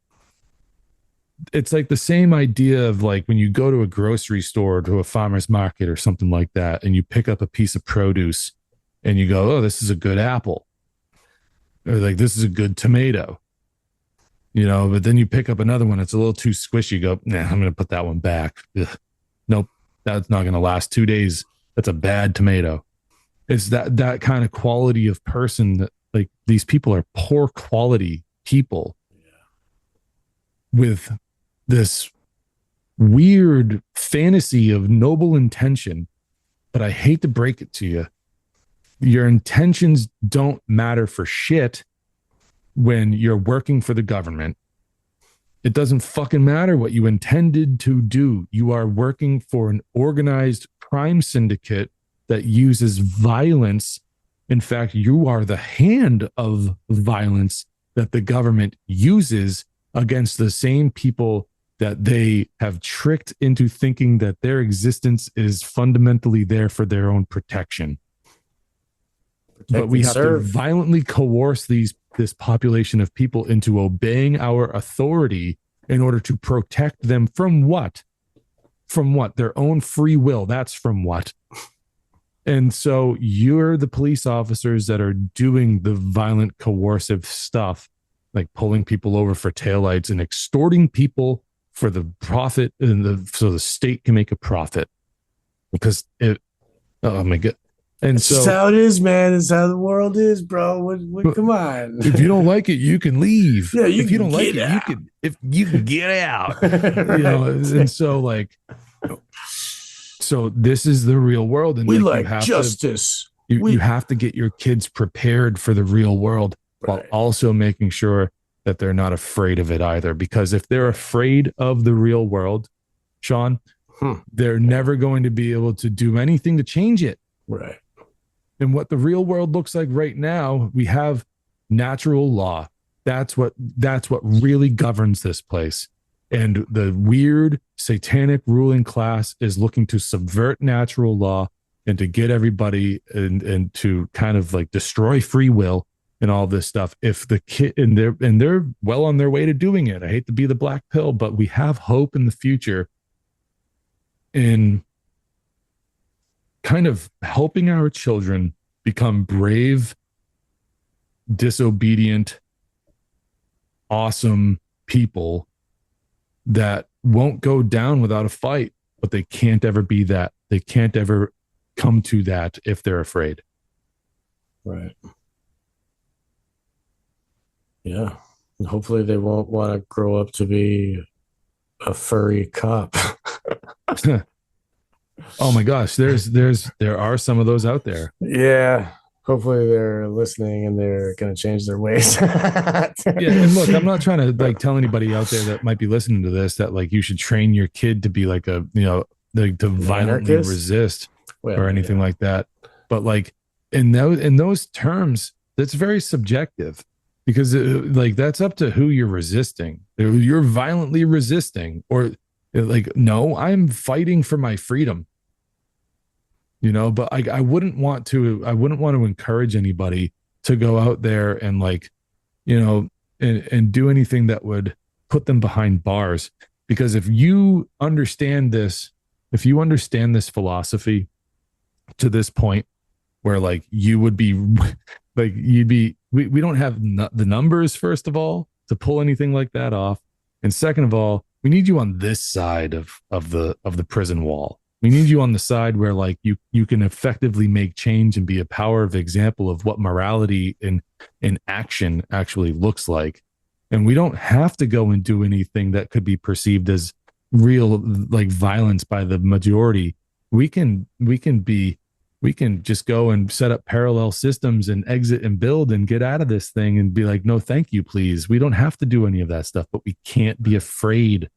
The fear is what kills any sort of momentum that any sort of movement could ever possibly hope to achieve. So we can't allow our children to grow up in a world of fear, but that's what they want. right. So if we're going to do anything, if we're going to do any sort of civil disobedience, if we're going to do any sort of resisting, we start with love. And that's what Sean's talking. I think what you're talking about, Sean, about like understanding that these are still like in flesh human beings behind the badges, behind the uniforms, behind the guns and everything like that. There's still something about that connective tissue between, the human aspect that, grants some sort of compassion there where look, I don't want them to not be the brave people that everybody thinks that they are. Right. I know that they're deep down inside, most likely just power hungry fucking psychopaths. I understand all that. Sometimes. I want them to be the person they think they are, but they can't do that if they're working for the government. They need to quit, and they can bring their services of public defense to the free market, where the market can decide whether or not these people are doing a good job. If they do a bad job, there's little to no accountability. They go and investigate themselves. You believe McDonald's when they tell you that their cheeseburgers are healthy? Because it's the same fucking thing. If they quit their jobs and work for the regular market, those strong individuals that want to protect and serve will make more money. The government doesn't pay very well for cops, so they should quit their job and they should start their own business. Anyway, sorry. We might be too far into the control grid, into the structure of control to really have that change happen and happen effectively, because it might happen too quick. But this is an idea that was floated around 170 years ago. And for the love of God, like, you think that over 170 years we couldn't have kind of, polished that idea up a little bit and got rid of the rough edges on that idea and actually created a system where public defense was created and put on the free market, where real accountability happens, where agorism actually holds Right. court and says, no, like you don't, you know what, like, no. Because they already admit that they do what they do for money. Right. They got to make a paycheck. Well, you're not held accountable. It's not about your paycheck. It's about your accountability. It's funny because in the old days when policing started with the slave patrols, they weren't even paid in money. They were paid in booze. Yeah, well, they were also They in would it get for the they thrill of would the get chase drunk. too. Yeah, and that's what those police officers today are in it for the thrill of the chase. I've spoken to many of them that say, I love it when they run. Yeah. I've heard them say that, like, okay. Talking about high speed chases and cars crashing and ooh, I love it. Like, okay. They're like dogs. They, even then I thought he's like a dog off a chain, And so this dog man is it's very fitting. Well, So it's just the newest iteration of propaganda. That's all, because like we talked about at the beginning, there's the old West days, lone right. sheriff type stuff, sheriff's deputies and stuff like that, John Wayne type shit. And then it goes into, like Andy Griffith, comic books in the early 20th century, Andy Griffith toward the after the mid, in the 60s, it's Andy Griffith. And then Right. we see, like, even when I was growing up, well, in the 90s and the late 80s, you had like Family Matters, where the dad's a cop, and they Oh yeah. and we have it all throughout, where like and in all sorts of different iterations and different generations. That's why it's intergenerational, is because you gotta put it in there. It's just a hardworking blue collar guy going and arresting people for violent crimes. Oh, Mr. Rogers. Yeah, Yeah, here we go. Mr. I don't Rogers. think we played this before. I don't think we got this at the. So you were talking about how the guy, the fat black guy, is the cop, and he's the of Family Matters or whatever. And I'm like, oh, it made me think of this. Carl Winslow, I think his name was. Right. So I guess they did do it twice. Mr. Rogers here. This is Officer Clements. Hi, Officer Clements. Come in. Rogers, how are you? Fine. Won't you sit down? Oh, sure, just for a moment. It's so warm. I was just putting some water on my feet. Oh, it sure is. Would you like to join me? sure It looks is. awfully enjoyable, but I don't have a towel or anything. Oh, you share mine. Okay. Sure. Oh, Come along. man. I'll put some more water in here. This is going to turn into a beautiful day. In the neighborhood. You like bare feet? Well, yeah, as I grew older, I What kind of question is that? Do you like them to do what with? Like what? You like gladiator movies? Do you like oiled up bodies? liked it more and more. Uh-huh. Good for you. You're pulling up your pants. I forgot to do that at first. Oh, I don't want them to get wet. Right. That feels great.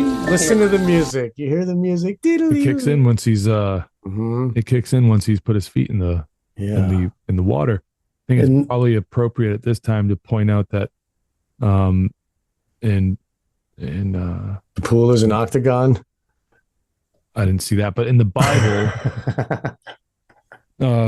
Bible, the symbolism in John 13:10, the foot washing symbolizes ongoing cleansing from daily sin, the spiritual dirt picked up while walking through the world. Mm. Okay. The beat cop certainly does have some dirty feet, wouldn't he, if he's walking through the world? Yeah, Jesus would wash the feet of the disciples. And So, go ahead. so John 13:10, Jesus says, "The one who has bathed needs only to wash his feet, but is completely clean." Okay. It's about a spiritual cleansing through salvation or baptism, a one-time full purification. And then about cleansing from daily sin, the foot washing is about cleansing from daily sin. Every day, the cop. And So they're toweling off. All right. So this is a little stunt where, and I think it happened again. now it can't be denied that at this time in the country, something like that was actually needed. So it's interesting, though, that because of the race relations in this country Because of have the always pools, been, like, right? Public been, pools. yeah, it's been ridiculous. There's no need for it. You know, like, we're all human beings. Right. To think that because of the color of your skin, that like you're lesser than another is absolutely retarded. Right. And so bravo to Mr. Rogers at a time in this country where that was seen as something extremely controversial. Right. And that was a kind of a middle finger to a lot of the retarded racism in this country. But it's interesting. What is interesting is that they put the black man in a police officer's uniform. Right. And that's what's so interesting about it, because over, like what you mentioned about the officers chasing down escaped slaves, there's no denying that the black people in America have always had a very, let's say, rocky relationship with law enforcement. And so this is kind of a twofold approach to propaganda, where it's not only a police officer, but it's a black police officer. So it's very layered. But again, bravo for Mr. Rogers to do something like that on public broadcast television on PBS. So so yeah, he the whole thing was the white people didn't want black people swimming in the public pool, and so they made a big stunt on TV. But then the whole love your neighbor is also dressed up as a police officer. There's more uniform than black skin. You know what I mean? When those kids are looking at it and they're told to judge with their eyes, I love this person because of what he looks like. He's wearing a cop's uniform. So this is the other Francois time. Clemens. Hi, welcome. Thank you. How you doing? Fine. How are you today? Fine. It's the same guy. My feet were tired, so I I thought guess. I'd just I don't know, sit later for a while maybe, in this yeah. water. Does it make him feel better? It does. Would you like to try? Sure. On the show, he would say, I love you just the way you are. One day I said, Fred, were you talking to me? And he looked at me and he said, yes. I've been talking to you for 2 years, and you finally heard me today. And I just collapsed into his arms. I started crying. That's when I knew that I loved him. There are many ways. That's the kind of love you need to have for your cop. Yeah, but is he really a cop, or is he just playing one on Mr. Rogers? He's just playing, but whatever. It's still, and then they show the cop uniform. That's what I'm saying. Like, I love, love. And then hear the song between these lovers. I love you. There are many ways to say I care about. No man had ever told me that he loved me like that. I needed to hear it all my life. My dad never told me. My stepfather never told me. That cop is better than my dad. We're looking at the TV as it's like, nobody loves me like this thing does, like this beast of a human. So, from then on, he became my surrogate father. I think this speaks a little bit deeper than maybe first recognized, because he said that no man had ever said they loved him. And if he doesn't, if he actually is a police officer, that's really sad. Like, that's like, you grow up to be a police officer. Like, what are you trying to do with that power? Are you trying to, like, replace the relationship, that this empty hole in your Right. mind, in your heart, where like you didn't get love from your father, so now you're going to be an authority figure to go and what are you doing? It's like there's some weird psychological trip that you're going on, and so I think he only plays a police officer on TV on Mr. Rogers. Hopefully. I can't be sure, but we don't know. It's a very sad story. No child should be like, no man should never tell their son that they love him. You know, Yeah, I think that's important. I know from experience. but like that is, I guess what I'm trying to say is growing up with a father who never says that they love you is the makeup of a psychopath. Like that's what Yeah, leads to that's how psychopathy. it gets there. It's Yeah. an ingredient in One of psychopathy. the neglect and yeah. Yeah. That's the sound of the police. That's the sound of the beast. You got to get a bigger gun if you want to have any kind of protection from the police. But anyway, so yeah, overseer officer, that is real. And we were talking about where they came from, and just wanted to play that because everybody should listen to KRS One, even though he's a fan of Africa Bombata, who is a pedophile. I mean, I don't know. We can't have heroes anymore, I guess. But still, his music was great, and KRS One is good. And so that is the truth. I mean, the word itself came from the slave patrol. I mean, the badge came from the slave patrol. Like all of that, it's all controlling slaves, and that's what we are today. We're modern slaves now, and KRS One will tell you that now. And anyway, so we need to teach our kids. Like KRS was good because he was teaching the kids, the teenage youth that was into the hip hop at the time. He was informing them, hey, don't have loyalty to these. Don't give them authority. They don't have the right to come. Like, they think they have the right to point a gun at you or whatever, but you need a bigger one. Then you have rights. So I think it's interesting. And yeah, but this is where this is where the teachings of morality and natural law come into place, because Right. like it or not, whether you like it or not, there's locations in inner cities where without the police there would be the absolute chaos.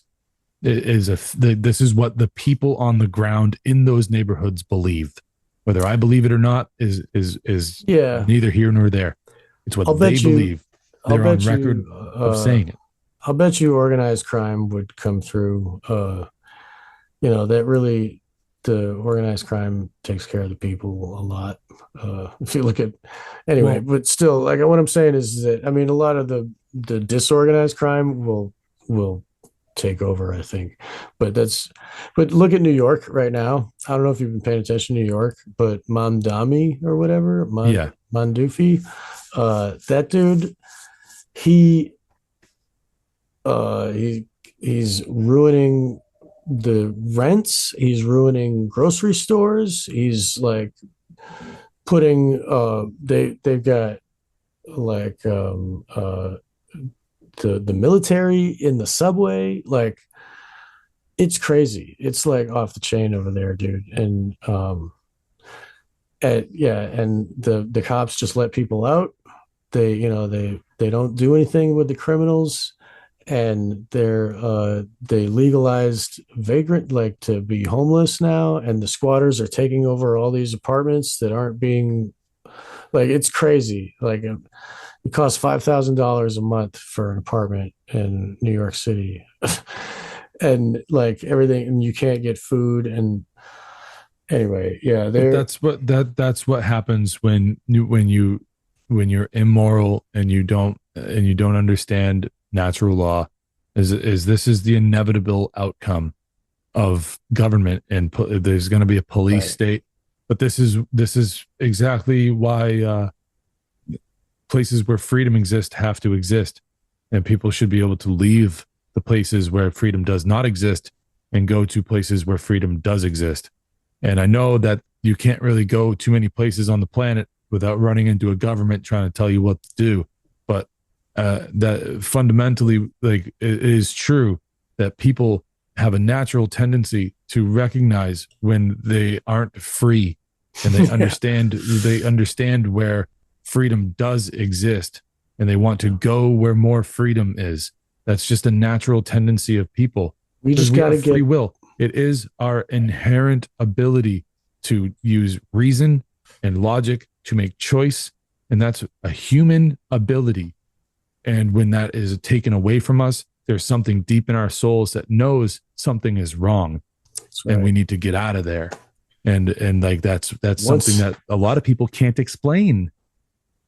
Can't explain why we can't go to Antarctica. They won't let us out past the ice wall, man. It's like well, you can jest all you want, I'm a but jester. It's true. Like even in America, like this is. But they believe that there's freedom beyond the wall because like there's that thought. Anyway, I'm sorry. Go ahead. Yeah. Still, whether that's true or not, it still doesn't fix the fact that there's a huge there's millions and billions of people on this planet that are immoral. Yeah. And they believe in government and they believe in rulers, and that no matter and until that belief in government and that belief in rulers is gone, there is no place you can go where they won't try to follow you to impose their will on you. Right. And so that's what we have to tackle first. Right. That's you can't why even morality go to... and natural law has to be taught and has to be taught to people first. Right. Because that's where our human nature is. Right. And parents aren't doing that. They're putting their kids in front of the TV to watch Dogman. So because like the TV is there first a lot of times. So it's up to us to make sure that we get there in between the TV. Or public schools there. Yeah, that's right. That's next, I guess. They put the TV with the Coco Lemon and the purple dinosaur. You know what I mean? They go like they make you trust the TV first. That's most important. And then the TV gives you the other things to trust, like the police and the dog man. And you know what I mean? It's like a stepwise shoveling into their brains. Like, well, it's like it's like a turning up of the volume. Right. It's like a little bit at a time, incremental, incremental, like, little moves. Right. And then that's what Fabian socialists do. Right. And that's what this whole thing is. It's Fabian socialism ushering in a new world order of one world government set up by and monitored by a global panopticon. If you don't know what a panopticon is, it's a prison in a circular formation with a guard tower in the center, and all the prisoners do everything that they know that they're supposed to do because they think they're being watched. They can't prove that they're being watched. They think that they are because you can't see inside the guard tower, but the guard tower is there. And he has a rifle. You might be being watched. And you might get shot at. Yeah. Right. And if you get caught doing something bad, the consequences are dire. Right. It's really horrible, the consequences. So you fall in line and you do what you're told because you can't prove whether or not you're being watched. Right. And that's what the technocratic socialists want out of this world. Yeah. And they're going to usher it in. And that's why it's actually really important to as much as we might badmouth them, it's at this time, it's actually pretty important to go and talk to police officers and tell them, like, you understand what you're doing. You understand who you're working for, because you got to go and do a little bit of outreach to these people. And I've asked these people, like, and it's really disturbing. You get a grain of sand's worth of hope every so often, where you can tell they're actually thinking, or they might even say absolutely not. But I like to ask the police in any sort of interactions that I have with them, that I go, well, what if the government, because laws are arbitrary, they could say, they're already starting the propaganda campaign to get people to go against their belief in the Constitution. Trump's already doing it. That fucking idiot. And so like they're already starting the process of like ushering in, even going against the Constitution is okay now. So even the belief in that document, albeit whether or not it was a good document for its time, not up for discussion. I'm just saying that, like, You can ask a police officer. They go, "Do you have any questions for me?" If you say get pulled over, they might go, "Do you have any questions for me before I get out of here, or before you get out of here?" Ask them, if the government passed a law that is clearly a violation of human rights, would you enforce that law, or would you quit your job? And just see for yourself. I mean, it's a harmless question, because we saw it in the pandemic. They were attempting to pass laws to mandate vaccines. That's a violation of your human rights. You can't do that to people. You can't forcibly inject people with things that have that, whether or not they've been tested or not, it doesn't matter. You can't forcibly rape someone with a needle and inject them with a fucking whatever the liquid is inside there. Well, Epstein's rapist lawyer buddy seems to think so. Oh shit. Well, Yeah. then delete what I just said, because you just convinced me. He said in a podcast that a he's cop talking about- has the right to bust in your door and rape you with a needle.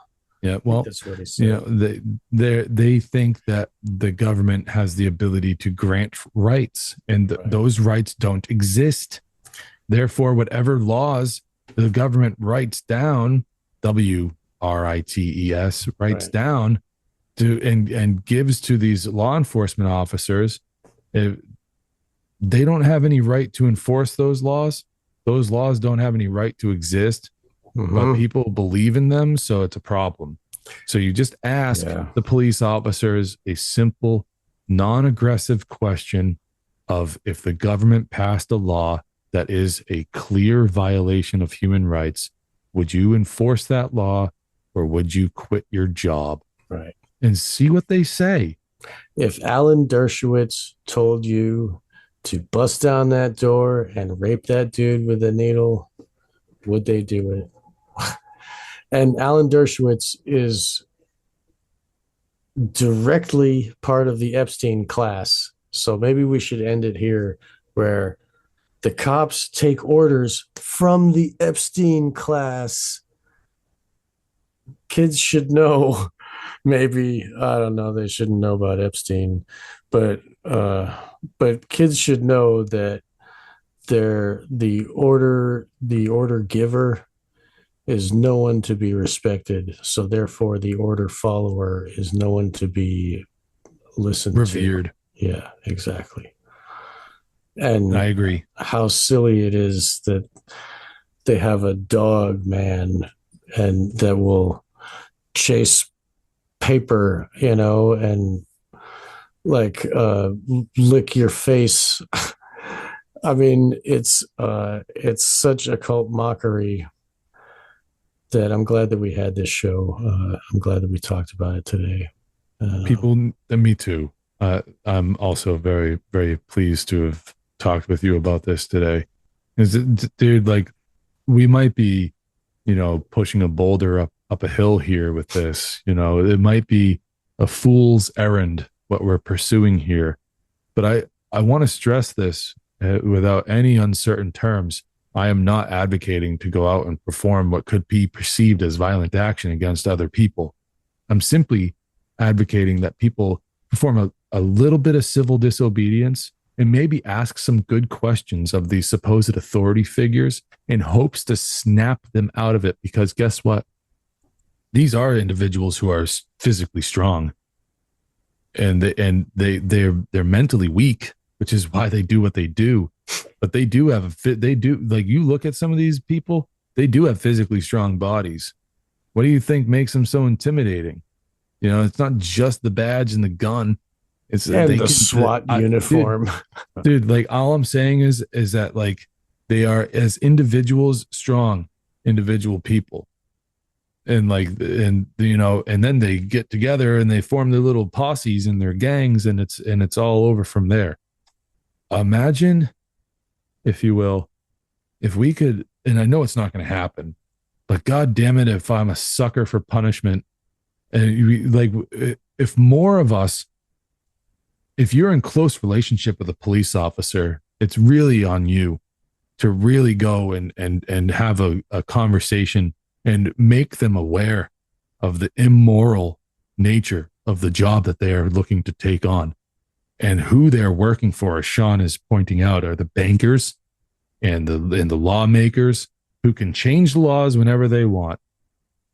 You know, and supposedly we have a constitution that they have to abide by, but the Lysander Spooner said it the best. It's the Constitution has either been powerless to stop a government such as this from forming, or it has just, or it has, what did he say? It's allowed for it to form. All right. Either way, it's unfit to exist. And it's yeah, man. If anyone wants to hear me, go on and, wax philosophic about this stuff, like Lysander Spooner and voluntarism. Yeah. Right? Yes. You can find my stuff at Voluntaryist Academy on Rumble, on YouTube. I do live streams every Saturday night on YouTube at like 9:15. I know it's a weird time, but like 9 p.m., 9:15 Eastern Standard Time. And you can go to voluntaristacademy.com to find out all the different ways that you can help support the project. Really just, I want to thank you, Sean, for having me on again. And it's always a blast, my brother. Well, it's always a pleasure to talk to you. It's different that it's recorded because usually you're driving a truck and I'm doing editing and smoking cigarettes in the window talking.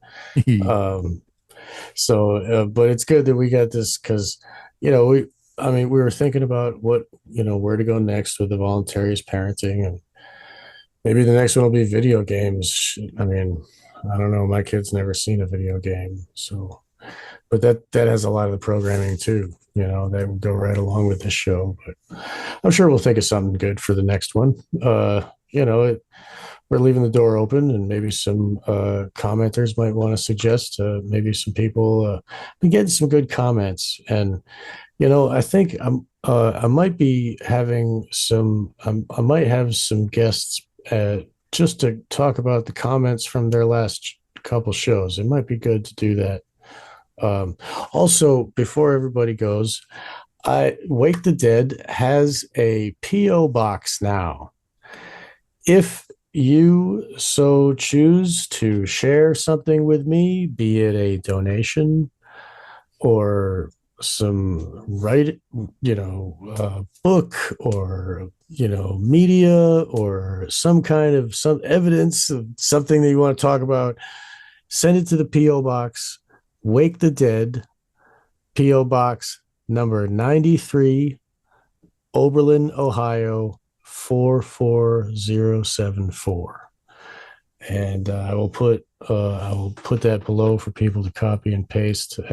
I just wanted to share that because I wanted to remember to say it to the listeners instead of just the X or whatever. Those, like, I know that my real audience is here listening, and so if you made it to the end of the show, hopefully you maybe now you know that if you so choose, you can have that connection to the show here and Wake the Dead. You can send me your donations, please.